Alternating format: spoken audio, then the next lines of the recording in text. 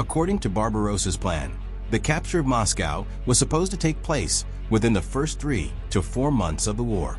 However, the persistent defense of the Soviet troops near Smolensk and the lagging of the flanks forced the German command to stop the offensive on the Soviet capital. And only after the capture of Kiev and the breakthrough to Leningrad, Hitler ordered to drop all the main forces on Moscow. The German command prepared a large offensive operation codenamed Typhoon.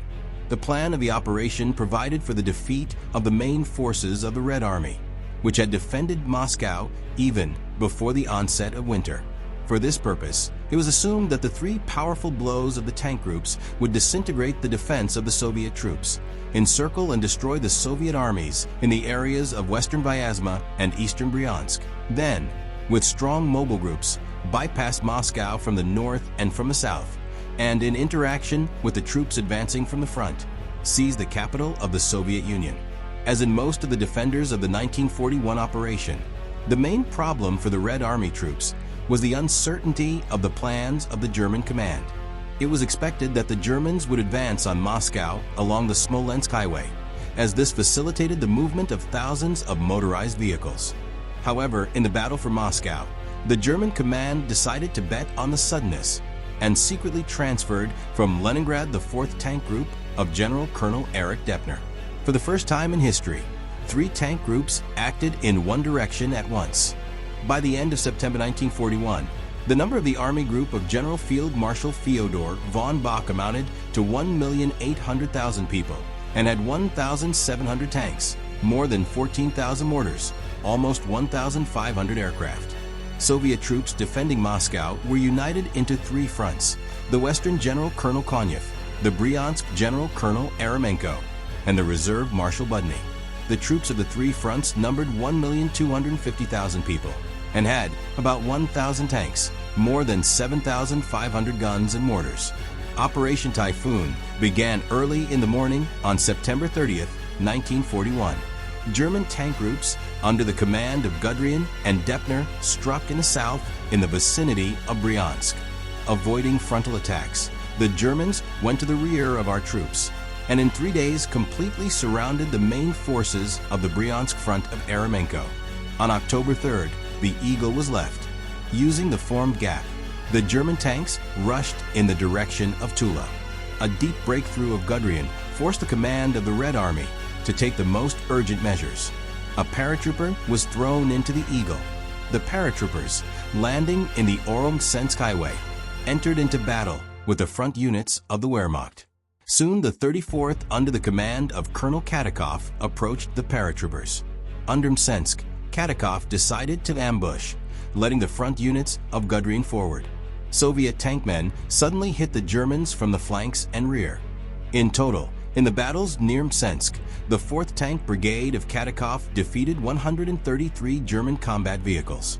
The time won by the Katakov Brigade allowed to strengthen the defense of Tula, and the assault of small Moscow by the units of the army of Guderian did not succeed. Meanwhile, it was time for the main blow.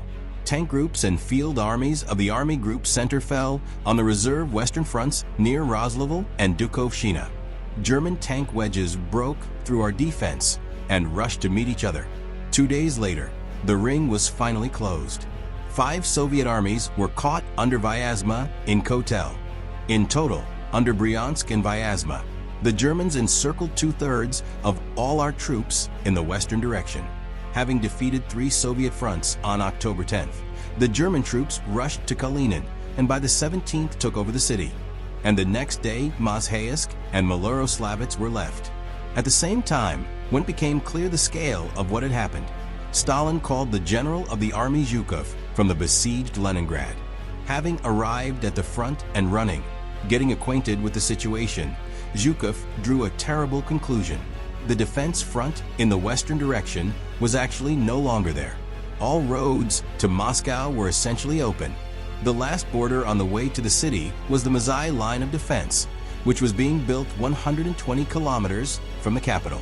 To protect the Mazai borders, Zhukov sent all the combat units he could find in Moscow. Among them were cadets of 6 Moscow military schools. The intelligence department of the Army Group headquarters was already in anticipation of victory in mid-October. However, the German motorized units that broke out ahead met an unexpected and persistent resistance of the Soviet troops on the Mozhai Line. On the same Borodinsky field, on which the general battle with Napoleon's Great Army took place in 1812, in October 1941, fierce battles were fought again. The 32nd Rifle Division of Colonel Polosukhin, who arrived from the Far East, fought the SS men of the DAS Reich Motorized Division. The positional battles on the Mozhai Line of defense lasted for several days. The SS Motorized Division of the DAS Reich suffered significant losses. On the Borodinsky field, the eyes of the commander of the SS Division, Paul Hauser, were lost. Near Malero-Slavitz, on the Alina borders, the Podolsk cadets fought. Armed with carbines and machine guns, almost without rear support, the cadets held back the enemy for almost 2 weeks. As a result of several days of fighting, the enemy managed to move only 300 meters. Having stopped the attack in the forehead, the German tanks moved to the Podolsk cadets from the rear, but immediately fell under the aiming fire of heavy anti-aircraft guns. By mid-October, the Red Army troops managed to bring the front into a state of unstable balance. In a report to the staff of the 57th Tank Corps of the Wehrmacht, it was reported that the last battles for possession of Russian positions were the most fierce for the entire period of the campaign in Russia, since the enemy was showing fierce resistance, fortified in the concrete long-term structures built back in peacetime. In turn, the troops of the newly formed Kalinin Front of Konyev stopped the offensive of the German 9th Army. Cadets of the Fresh Division were not the only defenders of Moscow. Large forces of the Army Group Center in the decisive days of mid-October 1941 were bound by battles with the Soviet armies encircled by Vyazma and Bryansk. On the 300-kilometer perimeter of the encirclement, they held back 24 German divisions. During the battles with the encircled units and divisions of the Red Army, the Germans missed the time and were now forced to overcome the rough roads after the rains. Subsequently, von Bock noted with dismay that the troops of the Army Group Center were gradually beginning to get stuck in the bogs and swamps. Later, the failures of the October offensive of the Wehrmacht on Moscow began to be explained exclusively by the weather conditions. However, it is obvious that the rough period of rains and roads had the same negative effect on both opposing sides. By the beginning of November 1941, the front on the approaches to Moscow had already gained sufficient stability. But it was too early to talk about the success of Moscow's defense. On November 7th, at the next anniversary of the October Revolution, a military parade was held on the Red Square of Moscow. Right from the square, many participants of the parade went to the front line. The parade was of great political significance, since the government of the Soviet Union and personally the commander-in-chief showed their determination to fight to the end. Less than a week after the parade on the Red Square, the troops of the German Army Group Center received an order to resume the offensive on Moscow. With the arrival of the cold, in mid-November, the ground froze, and now the tanks could move off the roads. Those standing on the outskirts of the offensive of the Army Group Center of the division received warm uniforms. The order of the 4th Tank Group noted, "The days of waiting are over. We can attack again. We just have to destroy the last line of defense of Moscow." By the beginning of the new German offensive, Moscow's defense was significantly strengthened. Military intelligence data allowed to withdraw the divisions from the Far East. Meanwhile, the German command, as a result of the losses, considered the plan of encirclement of Moscow unrealistic. The 3rd and 4th Tank Groups were withdrawing to the left flank of the Army Group Center in the Kalinin and Volokholamskaya districts. They had to retreat the Soviet troops to the Lama River, capture the crossings in the western part of the Volga Reservoir, and develop an offensive in the direction of the Moscow-Volga Canal. In the actual November offensive, instead of the traditional encirclement battle for German tactics, a simple breakthrough in the direction of Moscow was carried out. In turn, on November 18th, the 2nd Tank Group of Guderian had to resume the offensive through the Tula to the northeast in the direction of Kolomna. A significant drawback of this plan was the choice of the direction of the main blow, which passed through the wooded area to the northwest of Moscow. This significantly limited the maneuver of the German tank units. Nevertheless, the concentration of 2 tank groups in one direction did its job. The defense of the Red Army under Volokholamsky was broken during the fierce battles. The 3rd Tank and part of the 4th Tank groups were advancing around the Istrian Reservoir from the north in the direction of Nakhlin. The other part of the 4th Tank Group was moving from Volokholamsk to Istria. However, the collapse of the Soviet front, similar to the October disaster, did not occur in mid-November. Parts of the Red Army, under the pressure of German tanks, organizedly retreated from line to the Istrian Reservoir and Klin. At that time, the commander of the 16th Army, General Lieutenant Rokossovsky, received permission from the General Staff to move the troops to the Istrian border.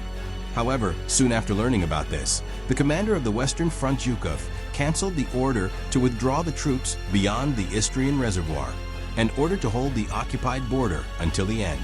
Their German opponents, the commanders of the German tank groups, Colonel General Gottner and George Hans Reingart, who bypassed the Istrian Reservoir from the north on November 24th, captured the Klin and Solnechnogorsk, located 50 kilometers northwest of Moscow. For the German troops, this was a great success. A real threat of encirclement hung over the parts of Rokossovsky on the Istrian border. Moreover, through Solnechnogorsk, the German tank and infantry divisions could break through to the capital from the north. Rokossovsky's army soon had to leave the convenient foreign reservoir. In the last week of November, there were fierce battles with the advancing German divisions. Meanwhile, part of Guderian made a wide encirclement of Tula. There was a direct threat to Kashiri, the loss of which would open a direct road to the Soviet capital for the German troops. However, the fighters of the 2nd Cavalry Corps of General Lieutenant Belov, who acted as infantry with the support of artillery, managed to stop the advance of the German tanks. In the last days of November, the commanders of the German vanguard units could already observe Moscow in binoculars. On November 30th, motorcyclists from the Army Engineering Battalion broke through to Khimki. Only 8 kilometers remained to the outskirts of the Soviet capital. The neighboring 3rd Tank Group of Reingart went to the Moscow-Volga Canal and took the Krasnaya Polyana with their right flank units, from which there was only about 30 kilometers to the center of Moscow. To the west of Moscow, the front line remained unchanged since the beginning of November. To the south, Guderian bypassed Tula, took the city of Venov, and approached Kashir closely. But the German troops did not go further. The offensive capabilities of the Germans at that time were already exhausted. Conditions were created for the arrival of the Soviet troops in counteroffensive. Reserve armies began to move towards the front line.